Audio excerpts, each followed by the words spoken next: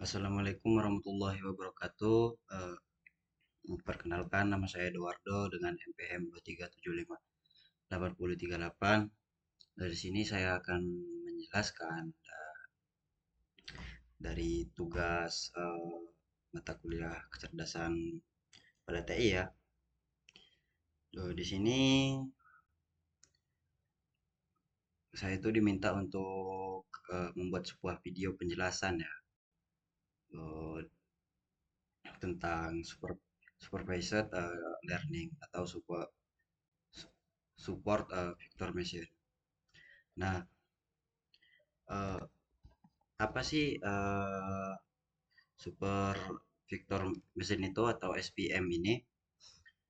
SPM ini adalah eh,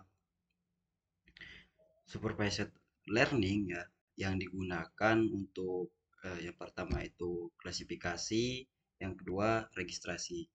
Nah, namun eh, apa SPM ini lebih sering digunakan dalam eh, masalah klasifikasi karena mampu untuk eh, karena mempunyai kemampuan dalam memisahkan kelas dengan jelas dan optimal. Nah, tujuan utama dari SPM ini adalah mencari high high plan-nya, high plan terbaik yang memisahkan kelas-kelas data dengan margin terbesar. Nah, yang kedua ini ada komponen SPM ya. Di sini ada tiga. Yang pertama itu ada hyperplane. Itu adalah sebuah garis pemisah ya pada pada gambar dua dimensi ya, pada dua dimensi atau bidang pemisah pada dimensi yang lebih tinggi yang digunakan untuk memisahkan dua kelas data. Nah, di dalam klasifikasi biner, hyperlane ini memisahkan kelas nol dan kelas satu. Selanjutnya ada margin. Margin ini adalah jarak jarak antar hyperlane dengan data terdekat dari masing-masing kelas. Dan juga margin ini akan SPM akan memisahkan margin. SPM ini akan memisahkan margin eh, yang membuatnya unggul jika semakin besar marginnya, maka semakin genera generasibel modelnya ya. Nah, setelah itu ada support victory. Support victory ini adalah titik-titik data yang paling dekat dengan hyperlane. Eh, Mereka adalah penentu penentu posisi hyperlane ya. Nah, jika supervisor ini berubah, maka hyperlane-nya juga akan bisa berubah ya. Nah, untuk yang ketiga ini instruksi ya, instruksi SPM. Di sini bagaimana menentukan batas klasifikasi optimal. Nah, SPM tidak mencari garis pemisah baru ya, tidak mencari garis pemisah baru, eh, tetapi dia mencari garis pemisah terbaik. Nah, terbaik itu di sini dalam artian yang memisahkan dua kelas sejauh mungkin dengan tetap mempertahankan akurasi klasifikasinya. Nah, dengan cara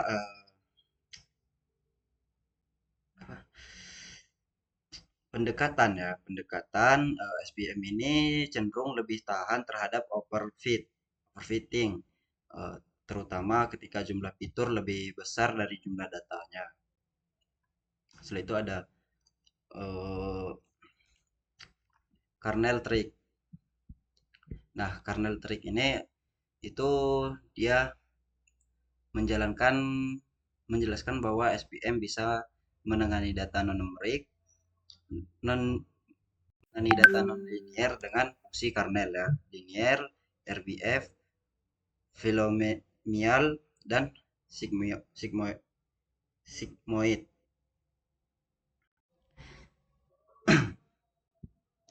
Nah, untuk jenis-jenis eh, nah selanjutnya eh,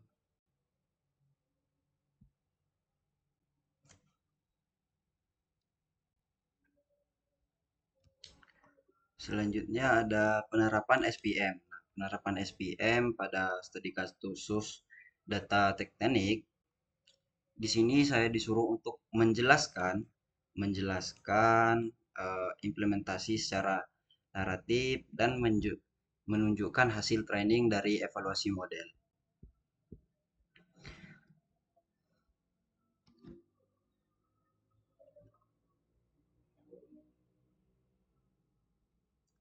Nah, di sini sebelum kita ke apa sih deskriptif data tektonik ini,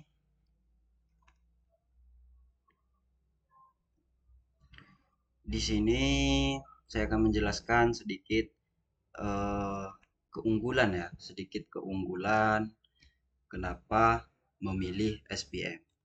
Nah, yang pertama itu efektif dalam ruang dimensi tinggi atau fitur yang banyak. Yang kedua itu tetap efektif meskipun jumlah fitur lebih banyak daripada jumlah data. Nah, yang ketiga itu adalah cocok untuk data yang memiliki margin pemisah yang jelas. Yang keempat itu menggunakan subset data atau support support vektor ya, uh, atau menghemat data. Nah, setelah itu data menangani data non linear dengan fungsi ke dengan fungsi kernel. Nah, untuk kekurangannya sendiri yang perlu diperhatikan yang pertama itu kurang cocok untuk di database besar karena memiliki training time yang bisa lama ya. Yang kedua itu kurang ideal untuk data yang banyak noise atau overloading antar kelas. Nah, yang terakhirnya pemilihan kernel dan parameter perlu eksperimen dan tuning ya.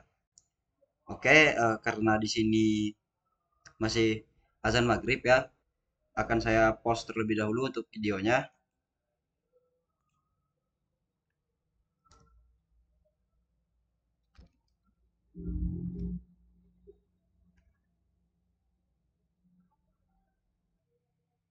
Oke, di sini saya akan melanjutkan penerapan SPM pada studi kasus data teknik.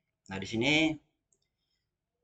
saya diminta untuk menjelaskan proses implementasi secara naratif dan menunjukkan hasil training dan evaluasi model.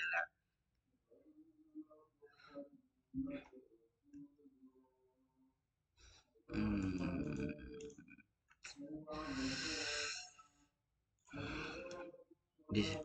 untuk langkah-langkahnya di sini import library database, handle missing value, encoding kategorial, dan split data testing dan training.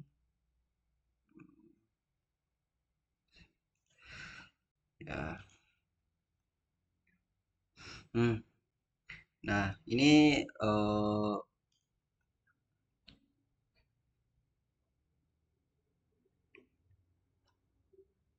adalah data yang sudah saya jalankan ya, data tetrick yang sudah saya jalankan. Pertama tadi kita disuruh untuk melihatkan jumlah missing value ya. Ada di sini ada banyak fitur ya. Tetapi yang paling mencolok itu ada edge dan kabin ya, edge dan kabin. Nah, saya akan menjelaskan terlebih dulu untuk edge-nya. Di sini terdapat 177 baris ya yang tidak memiliki informasi umur penumpang. Nah, untuk cara menanganinya di sini dengan nilai med nilai median karena umur bersifat numerik ya dan sering memiliki distribusi dan sering memiliki distribusi yang tidak normal. Nah, median juga lebih tahan terhadap outlier dibandingkan main. Selanjutnya di sini kan ada kabin yaitu 687. Nah, di sini hampir separuh lebih data 687 dari 691 ya. 91 kabin itu tidak memiliki informasi tentang nomor kabin. Nah, di sini karena jumlah missingnya terlalu besar, biasanya kolom ini akan dihapus ya, akan dihapus. Lalu karena bisa mengganggu, kenapa dihapus ya?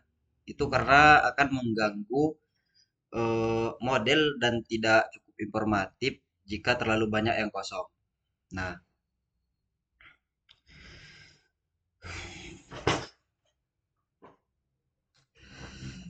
hmm,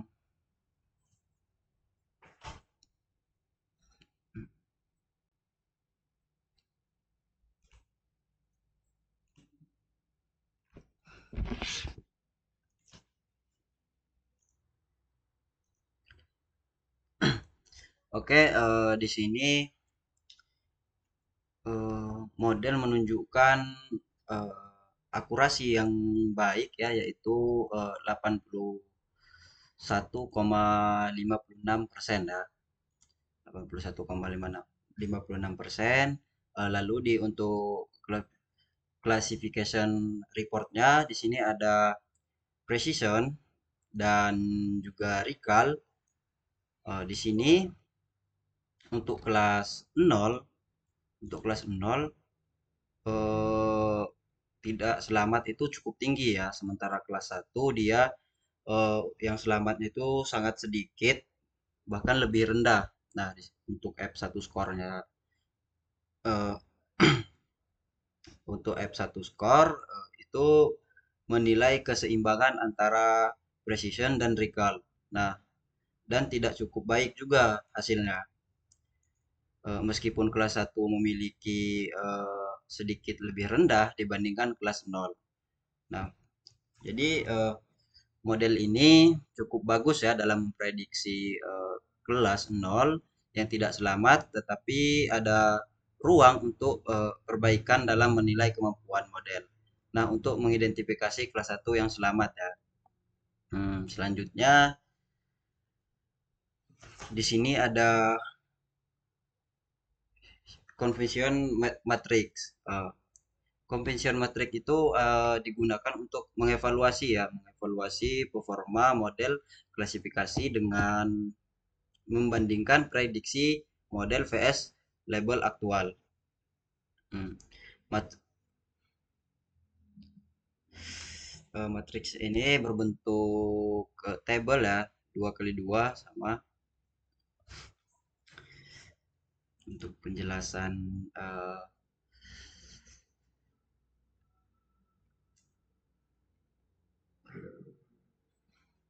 untuk penjelasan tiap-tiap nilai di sini ada tidak selamat 93 ya. Nah, model ini memprediksi tidak selamat dan memang kenyataannya tidak selamat ya. Nah, selanjutnya ada 12 itu model memprediksi selamat padahal kenyataannya tidak selamat. Hmm, atau salah prediksi ya si model ini. Nah, di sini dan di selamat ini ada 21, ada 21 di sini ada 21 mempred memprediksi keselamatan ya. Di sini dia model ini memprediksi keselamatan itu ada 21 orang, eh, padahal kenyataannya tidak ada sama sekali yang selamat. Hmm. Nah, dan di yang ke 53 yang selamat ini, model memprediksi selamat dan kenyataannya itu memang selamat ya atau benar-benar selamat. Nah, oke, selanjutnya yang D ya, refleksi atau pernyataan diskusi. Nah, di sini pada nomor satu ini jelaskan apa yang dimaksud dengan hyperlane pada kuis Titanic ya. Nah, pada kausus Titanic, eh, bagaimana SPM menemukannya, apa arti terhadap keputusan selamat atau tidak selamat seorang penumpang. Nah, di sini eh, hyper hyperlane itu adalah garis atau bidang pemisah yang digunakan SPM untuk memisahkan dua kelas ya, yaitu kelas selamat atau tidak selamat. Nah, SPM ini mm, mencari hyperlane yang memisahkan data dengan migrasi terbesar. Nah, putusan selamat atau tidak selamatnya itu ditentukan oleh sisi hyperlane tempat data penumpang berada. Nah, selanjutnya yang kedua, mengapa scaling fitur itu penting sebelum menggunakan SPM. Nah, scaling fitur itu penting untuk menghindari eh, dominasi ya, dominasi fitur dengan rentan nilai yang besar. Misalnya nilai var ya, agar SPM tidak bisa tidak bias terhadap fitur tertentu. Nah, jadi scaling ini memastikan semua fitur itu memiliki kontribusi yang setara. Nah, untuk soal nomor 3, apa dampak pemilihan kernel terhadap performa model? Nah, dampaknya itu kernel ini menentukan cara data ditetapkan ke ruangan dimensi lebih tinggi untuk eh, memungkinkan pemisah linear ya. Pemilihan kernel yang tepat seperti linear, RBF dan masih banyak lagi ya, itu mempengaruhi akurasi dan generasi model. Selanjutnya, 4, bagaimana cara menangani data yang tidak seimbang dan klasifikasi. Nah, caranya itu menggunakan teknik resampling ya, atau oversampling dan juga undersampling. Nah, undersampling atau penyesuaian bobot kelas. Nah, untuk menangani ketidakseimbangan itu ada eh, data itu supaya agar modelnya tidak bias itu terhadap kelas mayoritas. Apa kelebihan dan keterbatasan SPM dibandingkan model lain? Nah, kelebihan dan keterbatasannya itu untuk kelebihannya sendiri akurasinya tinggi untuk database kecil menengah dapat menangani data non-linear. Nah, untuk keterbatasannya tidak efisien untuk database yang besar eh, karena memerlukan tuning kernel dan parameter. Oke, eh, mungkin itu saja penjelasan dari saya. Jika ada salah kata, saya mohon maaf. Saya akhiri. Wassalamualaikum warahmatullahi wabarakatuh.